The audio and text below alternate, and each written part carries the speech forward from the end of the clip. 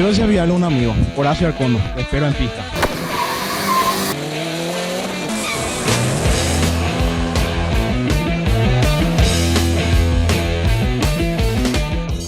Bueno, señoras y señores, ustedes lo pidieron y obviamente ya estamos acá con la loba. ¿Y quién está con nosotros? ¿Qué tal? ¿Cómo están? Tomás. La primera pregunta ya va a arrancar así Así luego. fuerte. Fuértelo. ¿Por qué es la loba? Y...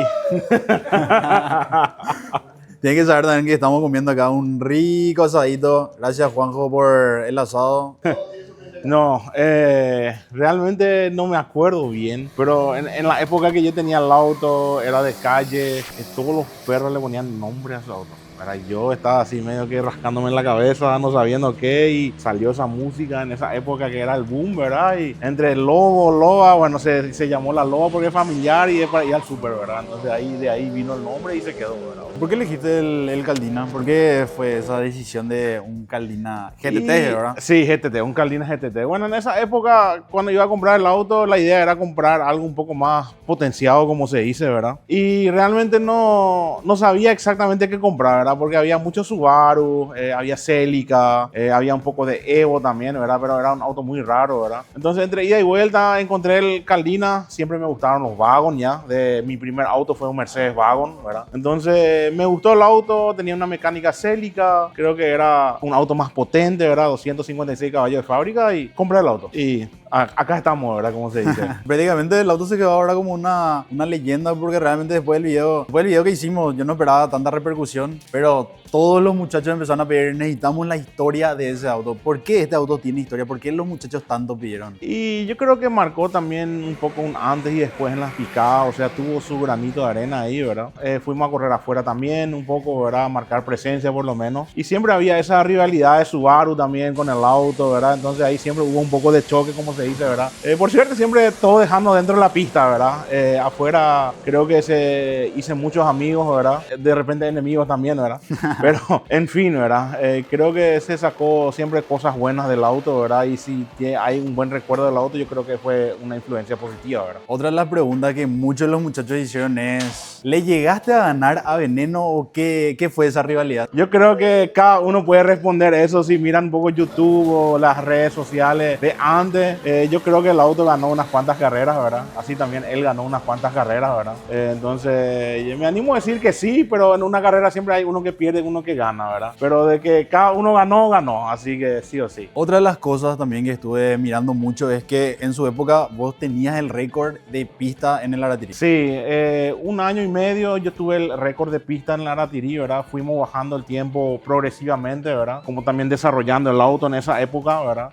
Donde él de repente se quedó un poco estancado y después mejoró también, ¿verdad? Y ahí cambió eso otra vez, ¿verdad? También estuvo la gente de Ciudad del Este también mucho en esa época peleando por el récord, ¿verdad? Entonces era un poco una mezcla de todo, ¿verdad? Entre él, estaba Ale Ciudad del Este, estaba Néstor también, había de todo un poquitito, ¿verdad? Estaban varios, Cristian Cis también estaba ahí en esa época, ¿verdad? O sea, pero sí, tuve el récord un año y medio aproximadamente, fue una buena época donde el auto estuvo creo que básicamente en la punta del iceberg, como se dice, ¿verdad? Y disfruté mucho también. El interior del auto es lo que me parece muy particular, Tomás. O sea, ¿qué preparación tiene? O sea, fuiste progresivamente, eso también vimos mucho. Sí. En las fotos, videos de antes también. Bueno, el auto en realidad comenzó como un auto de calle, ¿verdad? Yo el auto compré en el 2008. No me acuerdo bien si era junio o julio, pero más o menos esta época en invierno, más o menos. El auto fue varios años de calle. Me animo a decir en el 2009, final de 2009. Comencé con la idea, bueno, voy a hacer autos netamente picados, ¿verdad? El auto de como vos ves fue de cómo se armó hace 15 años básicamente, ¿verdad? Que es 2009, 2010. Que en el 2010, fin de año, fue la primera vez que salimos afuera. Entonces, todo el 2010 el auto corrió en el Campeonato Nacional Picada y la última carrera fuimos a correr afuera, ¿verdad? ¿Dónde mismo te fuiste a correr? En Curitiba, el festival de arrancadas que antes era lo que es Velopark hoy en día, ¿verdad? Okay. Pero antes el festival de arrancadas en el Velopark, en Curitiba era lo máximo, ¿verdad? Claro. Que fui varios años a ver y hasta animarme ahí a correr, ¿verdad? Con Eduardo Arcondo, Horacio, todo ese grupo. Inclusive nos fuimos a correr con 2 autos ahí, ¿verdad? Con Ale inclusive también se fue, Eduardo Verón también se se fue, ¿verdad? O sea, estuvimos varios presentes ahí, ¿verdad? Yo fui 2 años que disfruté muchísimo, ¿verdad? Y también comenzamos a llamar un poco la atención con autos que allá no hay, ¿verdad? Y bueno, es un auto que es diferente al resto, ¿verdad? Claro. Es wagon, tiene potencia, es 4x4, ¿verdad? O sea, tiene sus cosas lindas, como se dice, ¿verdad? Y en cuanto a preparación, Tomás, ¿qué le hiciste? O sea, ¿qué es lo más llamativo? O sea, sabemos que tiene electrónica, sabemos... Sí, y vamos ya al frente y te muestro. Dale. Tenemos unas bobinas de Chevrolet de hace 15 años, que en esa época era básicamente lo mejor que había, ¿verdad? Que nosotros encontrábamos en los foros. Hoy en día esa bobina sigue siendo muy buena. Después tenemos un turbo, un Precision 6766. Que en su época era grande, ¿verdad? Hoy en día me parece un turbo muy chico para lo que teníamos, ¿verdad? Después el auto, nada de otro mundo. Tiene cigüeñal forjado, tiene biela forjada, pistones, leva HKS, una junta HKS también de motor. Las poleas regulables HKS también, ¿verdad? Eran cosas que antes se podía conseguir bastante para este auto. O sea, muy lindas cosas. Y eso, creo que la leva es una 280 o 272, no estoy bien seguro, creo que 272 HKS. Y eso, ¿verdad? Pico de 2400 cc, 5 picos, los 4 que son del motor y un pico extra que ahora no está conectado, pero en esa época estaba conectado, ¿verdad? Vos sabés que es una de las cosas que hoy me enteré que se le decía el famoso quinto pico, si no estoy equivocado, ¿verdad? Sí, es que me puedes explicar más o menos. Así mismo, ¿verdad? Algunos Subaru, los RA, eso traían un quinto pico que ayudaba a inyectar un poco más, ¿verdad? Y de ahí venía, o los Rapay también en esa época usaban mucho el quinto pico, como se dice, ¿verdad? Que cuando los 4 no te dan, pones uno enfrente que te ayude con el combustible, ¿verdad? En mi caso, yo me quedé un poco corto en aquella época ya con estos picos, ¿verdad? Y pusimos un quinto pico, el mismo tamaño, 2400 cc, para ayudar, ¿verdad? Y con eso llegábamos a 850 caballos, ¿verdad? 850 caballos. Para la época. Bueno, para la época, bueno, nosotros en esa época no sabíamos cuánto tenía el auto, ¿verdad? Porque no teníamos dinanómetro. El más cerca que había era Buenos Aires o San Paulo, ¿verdad? Es lo que teníamos a mano, ¿verdad? Entonces yo nunca me llegué a ir por tema de presupuesto. En vez de ir hasta allá a hacer eso, invertíamos en el auto en otras cosas, ¿verdad? Mejoras. Entonces yo nunca me iba a ir y básicamente era hacer el auto, la puesta a punto en la calle con nuestra espalda, ¿verdad? Y en el autódromo en pista, ¿verdad? No teníamos otras cosas, ¿verdad? No teníamos un Dino como hoy en día tenemos WT Dino acá, ¿verdad? Que es una herramienta que de repente muchos no valoran tanto, ¿verdad? Pero este auto fue una de las razones por qué vino ese proyecto del Dino, ¿verdad? Que yo no tenía cómo hacer. En el país no había Dinos 4x4 donde podía yo llevar mi auto. Entonces de ahí se creó ese proyecto también, ¿verdad? Que hoy en día está a disposición del público, ¿verdad? Para alquilar ese servicio de dinanómetro y poder medir sus autos, preparar y sacar ese jugo de potencia, como se dice, ¿verdad? Vos sabés que algo muy interesante que hace rato me estuviste comentando, que para poder regular o poner a punto el auto, bueno, a comparación de como yo veo hoy en día acá en el Dino, vos vas probando de acuerdo a las tiradas, pero vos me estabas comentando que antes era probar en cada tanda de las picadas. Nosotros no teníamos referencias si el punto, por ejemplo, el avance del auto estaba bien o no, o si el auto ya estaba pasado de avance. Era lo que nosotros sentíamos en la calle probando el auto, ¿verdad? Claro. Y lo que el semáforo mostraba en los tiempos que hacíamos, ¿verdad? Entonces ahí se iba probando, bueno, vamos a darle 1 grado más o vamos a sacarle 2 grados. Empeora el auto, mejora un poquitito, ¿verdad? Porque ahí te vas probando de a 15 o 20 caballos, ¿verdad?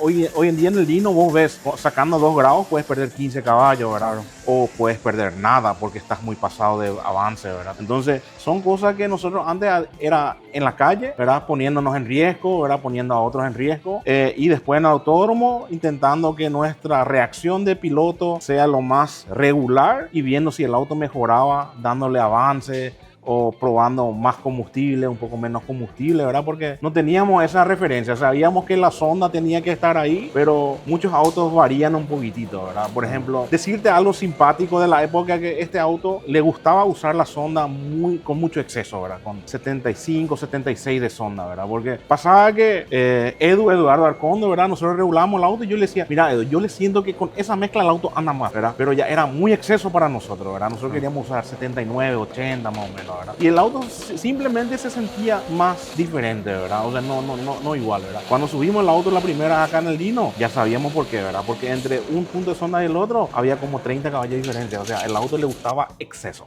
Claro. Le gustaba, ¿verdad? Vimos eso acá, ¿verdad? Sí. Algo que no sabíamos, ¿verdad? Sí, sí, sí. Entonces así son cosas que también, ¿verdad? Con decirte nomás que al auto le sacamos acá en el banco como 40, 50 caballos más, ¿verdad? Porque ahí supimos qué le gusta al auto y dónde le gusta, ¿verdad? Claro. Que antes nosotros no sabíamos, ¿verdad? Del auto que nunca se mapeó en un banco a mapear acá, nosotros sacamos esos 30, 40 caballos más, así de una, ¿verdad? Entonces eso para nosotros lo fue, bueno, una curva de aprendizaje enorme de un auto que en esa época ya no corría más, ¿verdad? Pero dijimos, bueno, tuvimos eso ahí y no usamos, ¿verdad? Entonces... Vamos a decir que se sacaron las ganas y obviamente el conejillo de Indias para probar justamente para estrenar el Dino. Sí, así mismo, ¿verdad? Fueron uno de los primeros autos que subimos justamente para sacarnos esa duda, ver cuánto tiene el auto realmente, ¿verdad? Y dónde se puede mejorar o dónde hubiésemos podido mejorar, ¿verdad? Antes, o sea, primero que nada, antes no teníamos la facilidad de usar un banco. Entonces eso, antes cuando nosotros hablábamos un proyecto de, no sé, 450, 500, 600 caballos, era algo muy grande, ¿verdad? Hoy en día, vos me decís, yo quiero 500 caballos. Eso podemos hacer, ya te puedo decir qué comprar o qué hacer, qué auto comprar. Y ya hay, no hay mucho secreto, ¿verdad? El auto que vos me digas es ponerle bielas, pistones, si turbo más grande, necesita combustible, pico, bomba, ya tenemos 500 caballos, ¿verdad? Quieras como quieras, ¿verdad? Claro. Hay autos que puedes llegar a 500 caballos sin forjar, ¿verdad? Que antes nosotros de repente no sabíamos que iban a dar, ¿verdad? No te prometo mucho tiempo, ¿verdad? Pero Claro. pueden llegar a tener ese número sin forjar, ¿verdad? Entonces, muchas cosas, ¿verdad? Que uno aprendió de antes a hoy en día, ¿verdad? Que hoy en día los muchachos ya saben que con esa famosa receta... Claro, eso te iba a decir, la famosa receta. La famosa receta sale 450 caballos, ¿verdad? O 400 caballos, un auto, un Subaru estándar y no se rompe, ¿verdad? Y da gusto usar, ¿verdad? Entonces esas cosas antes nosotros no sabíamos porque vos antes te pasaba de esa presión y ya soplaba junta o explotaba, ¿verdad? Hoy en día los muchachos ya saben que hay que poner, qué sé yo, junta, ARP, ese tipo de casquillo con esas luces y el motor no explota, ¿verdad? Claro. Entonces esas son las cosas que uno fue aprendiendo, ¿verdad? Y migrando, ¿verdad? O sea, la escuela de eso, ¿verdad? Bueno, ahora les voy a enseñar el proceso de cómo se arranca un auto de picadas, específicamente la loa. Primero, ignición, luego bomba, electro y arranque.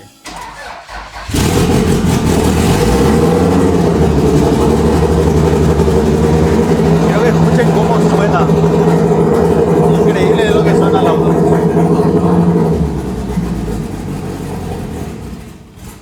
Bueno, primero que nada, Tomás, te quiero preguntar por qué tipo, los botones están separados. Por ejemplo, el del ventilador, que es el último hacia allá. Normalmente cuando nosotros corríamos, cuando yo me alineaba en el semáforo, apagábamos el electro, ¿verdad? Que es en esos 10 segundos que estábamos entre alinear, el semáforo baje, nosotros salimos, que nos consuma electricidad, ¿verdad? Una vez que terminamos eso, yo prendía el electro otra vez, ¿verdad? La idea era lo más alejado para no confundir con la ignición o apagar el auto, la bomba o cualquier otra cosa, ¿verdad? Y así también el primero que ves de abajo, ese es de las luces. Entonces, cuando llegamos en la parte de la recta, yo primero prendía las luces que yo sabía que era el primer botón abajo, ¿verdad? Claro. Y después el electro que estaba hacia el otro lado arriba, ¿verdad? La verdad que la tecnología de aquella época en comparación de ahora, o sea, por lo menos si hablamos del RX8. Otra cosa, es otra cosa. Aunque quiero aclarar un poco que en este auto tenemos una FT500, ¿verdad? Claro. Que en esa época ya era muy novedoso, ¿verdad? Este auto fue uno de los primeros a tener una FT500 en el país y era una tecnología que en aquella época veníamos de una FT400, ¿verdad? Que ya era otro software, otro mundo, ¿verdad? No muchas funciones adicionales en esa época, claro. Pero hoy en día esta misma electrónica tiene control de la caja automática, ¿verdad? Que antes no había. O sea, esa electrónica antes no podía ser, claro. Y esa misma electrónica hoy, 13 años después, puede controlar una caja automática, por ejemplo, ¿verdad? Entonces, son novedades que Fulltech lanzó en todos estos años y da gusto ver eso también, ¿verdad? También otra de las cosas, hay muchas pantallas, veo por todos lados. Si es que por ahí hay mucha gente también que no entiende, yo alguna cosa no entiendo, pero todas las pantallas, ¿para qué sirve cada cosita? Por acá tenemos, por ejemplo, 4 pantallas tenemos. Sí, en realidad esto es un bus controller, ¿verdad? Que hoy en día esto ya tiene integrado esto, ¿verdad? Claro. En aquella época que nosotros usábamos una FT400, usábamos esto porque la FT no tenía un bus controller tan bueno como esto, ¿verdad? Claro. Entonces se usaba esos módulos. Lo mismo es con ese módulo que está enfrente de la palanca de cambios, Sí. que es un gear controller que se usaba para hacer el corte, ¿verdad? Hoy en día una FT 550 ya trae integrado eso, ¿verdad? Una FT 600 ya trae integrado, una FT 700, que es la línea nueva, ¿verdad? Ya trae integrado eso, ¿verdad? Entonces, todo eso vos ya hoy en día no necesitas. Una FT 700 tiene todo esto, inclusive el wideband ya tiene integrado en una sola cosa, ¿verdad? También cabe resaltar que en la época que salió la 500, Sí. esto se usaba todavía, ¿verdad? Hoy en día la 500 ya tiene todas estas funciones adentro, ¿verdad? Con Claro. el desarrollo de los años que ellos fueron haciendo, ¿verdad? Entonces, la evolución que hay, ¿verdad? Con decirte que este auto, por ejemplo, cuando era de calle todavía tenía una Race Pro, y decirte que fue el primer auto japonés en tener una Race Pro brasilera, ¿verdad? Ajá. Fuimos los primeros en tener un auto japonés con una Race Pro, ¿verdad? En esa época, hace 2008 te estoy hablando, ¿verdad? 2008, 2009, ¿verdad? Entonces, nosotros tuvimos mucho contacto con Fulltech en aquella época con Eduardo Arcondo, ¿verdad? Hacer andar el auto que andaba, ¿verdad? Y después fuimos evolucionando, Race Pro, FT300, una 400, ¿verdad? Que era la cereza en esa época, y cuando salió la 500 ya era otro mundo, ¿verdad? Claro. Hoy en día tenemos la 700 que tiene todo ya, todo esto que vos ves en Sí. una sola cosa, ¿verdad? Mucho más liviano, mucho más rápido y con una docena de funciones más que antes no había, ¿verdad? Claro. Así que una evolución hubo en todo lo que es picaz, track day o potenciación, hay una evolución enorme también, ¿verdad? Yo creo que en este auto podemos ver todo lo que mejoró, todo lo que se avanzó. Liqui molí. Qué puta abuelito. Vamos a hacer una tanda de preguntas rápidas con Tomás porque ustedes preguntaron muchísimas cosas y ahora quiero preguntarle todo a Tomás y también que ustedes puedan saber esa respuesta que tanto quieren. Primero empezamos. ¿Qué pasó cuando te caíste en el río con el tubular en Encarnación? Y me mojé. ¿Pero cómo? ¿Qué pasó? ¿Qué No, estaba probando? fue un accidente ahí probando el auto, frené, pisé sobre arena blanca y se fue el auto, o sea, el tubular ese, ¿verdad? Y me Claro. tiré al río ahí, ¿verdad? Así que una experiencia que no le recomiendo a mucha gente, ¿verdad? Porque no pega, ¿verdad? Pero bueno, pasó, pero bueno, ya. Vamos a decir que se volvió el tubular un anfibio. Ah, más o menos así, ¿verdad? ¿Será que ya va a tener caja que ande? Dice. El auto en unas carreras, 2 carreras, tuvo una caja Clanes que lastimosamente no aguantó, ¿verdad? No era lo que yo esperaba, ¿verdad? Claro. Pero bueno, ahí se quedó, ¿verdad? Ahora mismo el auto está con caja original, así también corrí mucho tiempo, ¿verdad? Con caja original, entonces es lo que tiene, ¿verdad? Por eso también fue uno de los motivos por el cual dejé correr, ¿verdad? Por en aquella época no había ese avance como hoy en día en las cajas de cambio, ¿verdad? Era un poco más complicado, más costoso. Hoy en día tenemos mucho más información y conexiones para conseguir cosas, ¿verdad? Claro. El internet. Internet sobre todo, ¿verdad? Y compras online, ¿verdad? Claro. Dice, ya no se volverá a armar para las picadas. No, momentáneamente no. El auto ya está hace 12 años básicamente estacionado, ¿verdad? El auto arranca como vieron, ¿verdad? Como van a ver. Así que el auto está así como fue el último día de carrera, sin nada cambiado, ¿verdad? El setting, todo está igual, el mismo motor, todo. Pero no, ahora mismo es una pieza de museo, como se dice, ¿verdad? Porque está el nuevo proyecto, si podemos mostrar acá está el nuevo proyecto que tampoco está nada mal, que después en otro programa vamos a estar hablando. Pero siguiente pregunta, dice, ¿qué te inspiró para comenzar este proyecto? Y uno con piloto de corredor, ¿verdad? Quiere siempre algo más rápido y era mi auto de calle y la idea era, bueno, alivianar y sacar más potencia y ya nos tiramos totalmente a lo que es las picadas, ¿verdad? Como se dice. Ese pasó de una cosa a la otra, después la otra. Después Así como son los proyectos, Claro. ¿verdad? Un auto de calle va a andar un poco más, después potenciar porque uno quiere más y después ya te vuelves enfermo ya por esas cosas, ¿verdad? Así que... Dice, si tenés la oportunidad de hacer una modificación en estos tiempos, ¿cuál sería? ¿Cuál sería? Por el auto. Y básicamente eso, caja secuencial, diferencial con blocantes puretes, ¿verdad?